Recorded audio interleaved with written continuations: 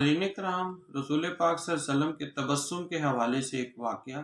एक दिन हजूर सल्लल्लाहु अलैहि वसल्लम हज़रत साद बिन अबादा रज़ियल्लाहु अन्हु के घर तशरीफ़ ले गए और दरवाजे पर पहुंचकर अस्सलामु अलैकुम व रहमतुल्लाहि व बरकातुहू फरमाया। हजरत साद ने आपका जवाब सुनकर आहिस्ता से वालेकुम अस्सलाम कहा।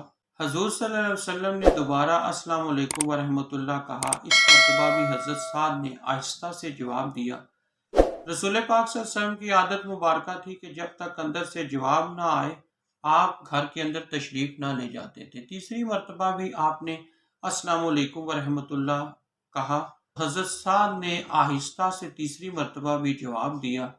रसूल पाक सल्लल्लाहु अलैहि वसल्लम 3 मरतबा सलाम करने के बाद वापस पलटना चाहते थे कि हजरत साद बिन अबादा रज़ियल्लाहु ताला अन्हु तेजी से बाहर आए और अर्ज की, या रसूलुल्लाह सल्लल्लाहु अलैहि वसल्लम, मेरे माँ बाप आप पर कुर्बान, मैं आपका सलाम सुन रहा था और आहिस्ता से जवाब दे रहा था ताकि आप ज्यादा से ज्यादा हम पर सलाम भेज सकें।